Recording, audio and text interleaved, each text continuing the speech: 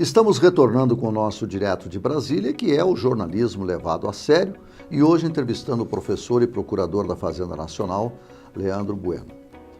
Professor, então vamos conduzir para aquela situação. Identificado o que é uma fake news. Isso vai para... O senhor já é conhecido também, porque lecionou durante muitos anos aqui em várias faculdades e universidades de Brasília, e professor de Direito Penal, que é o processo penal, que é uma coisa. Como é que pode ser identificado? Feita a identificação da fake news, ela entra na área da responsabilidade civil?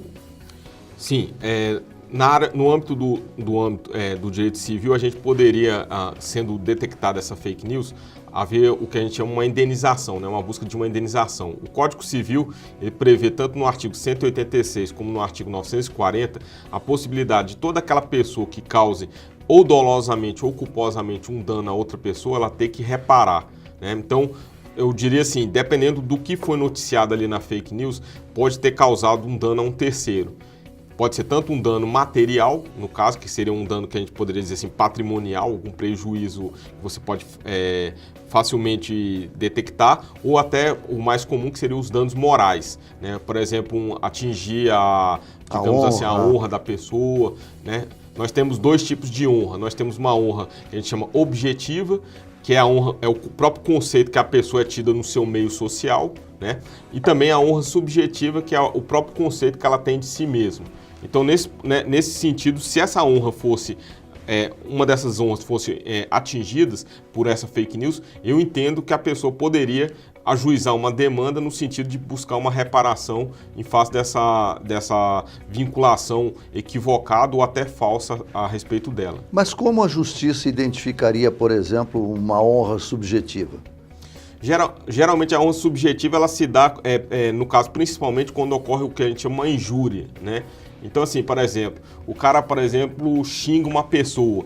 Isso aí, no caso, não tem como você provar essa situação além do xingamento. Então, assim, o próprio conceito dela ficou atingido no momento em que foi trazida ali coisa, principalmente ofensas, que geralmente são xingamentos àquela pessoa. Agora, é mais fácil, como o senhor colocou bem, a questão da honra objetiva, né? Que aí é mais fácil porque é o próprio conceito que a pessoa é tida, por exemplo, no seu meio profissional, no seu meio familiar, no seu meio, às vezes, de uma igreja, dependendo do ambiente em que aquela fake news foi vinculada.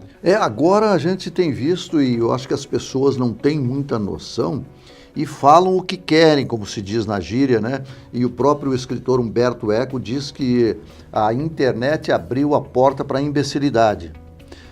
Agora, como identificar, então, de que forma, por exemplo, como tem circulado, notícias mentirosas, notícias verdadeiramente até ofensivas, no caso agora, os candidatos às eleições deste ano?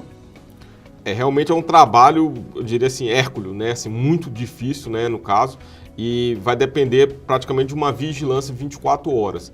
É importante que toda notícia que saia, por exemplo, acerca de um candidato, seja checada em outros locais na internet, por exemplo, se aquela notícia tem procedência. Eu acho que isso aí é uma primeira coisa que deveria ser feita.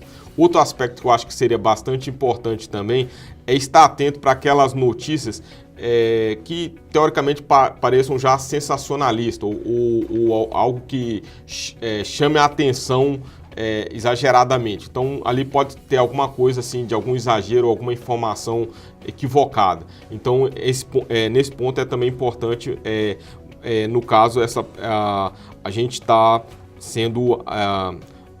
analisar essa situação. E uma coisa que eu tenho observado muito na internet principalmente as pessoas elas ficam muito presas apenas às imagens e muitas vezes o título que é colocado ali naquelas imagens não representam a realidade.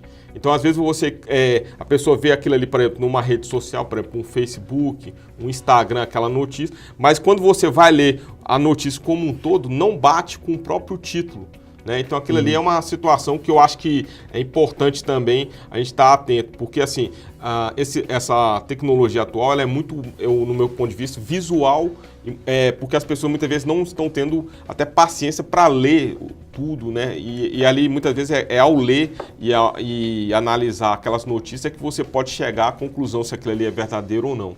E no caso de uma checagem de que aquilo ali, por exemplo, aquela notícia não é verdadeira, qual o procedimento da pessoa ou do partido para responsabilizar aquele tipo de publicação? Eu entendo que ele deverá buscar, no caso, o próprio Ministério Público, né? Nós temos, na época das eleições, o Ministério Público Eleitoral, né? E fora dele, o próprio Ministério Público Comum.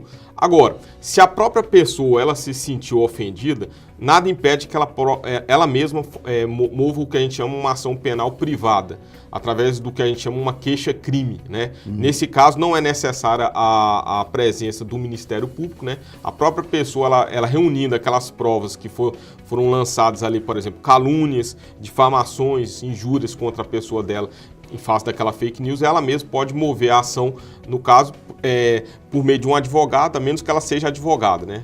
No caso, e aí, nesse caso, é instaurada o que a gente chama uma ação penal privada junto a uma vara criminal. Agora, com relação a outras situações, o próprio Código Eleitoral ela coloca de forma bem clara que os crimes, se eles se derem nesse contexto eleitoral, eles são do que a gente chama, no direito processual penal, ações penais públicas incondicionadas. Então, basta que o Ministério Público, ou a polícia, ou até o juiz tome conhecimento daquele fato, essa ação pode começar a tramitar independentemente da pessoa mover essa ação privada, no caso. Agora, muitos pais não têm o controle sobre os filhos. E quando isso acontece de filhos menores publicarem coisas que se transformam em fake news? Infelizmente, o que é que acontece? No Código Civil, há uma previsão de uma responsabilidade que a gente chama solidária, né? Então, nesse caso, os pais poderiam, sim, ser responsabilizados nessa situação. Então, é uma situação que, às vezes, pode causar uma certa perplexidade, né? Mas é uma previsão que existe, sim, no Código Civil, a possibilidade dos próprios pais, eles acabarem responderem, principalmente quando o filho que vincula essas matérias, por exemplo, ele não tem um patrimônio que possa responder. Então, subsidiariamente, ali, os pais acabam respondendo. Portanto, os pais aí precisam ter muito cuidado, porque a culpa não será apenas do filho, mas a responsabilidade dos pais e, portanto, é importante o acompanhamento sobre o que o seu filho está fazendo com os instrumentos que ele possui agora na mão e que facilitam a comunicação e a disseminação de notícias, de fatos e que se tornam atos. Nós vamos continuar a nossa entrevista com o professor Leandro Bueno e na próxima vamos tratar especificamente de questões criminais, que é uma área que ele entende muito bem, e alguns fatos que já foram registrados. Por exemplo, de um candidato que sofreu uma calúnia, que sofreu um fato e exigiu a indenização. E outro, um fato inventado dizendo que esse candidato estava propagando um projeto da autoria de uma deputada e que isso comprovou-se que não era verdade. Nós já voltamos.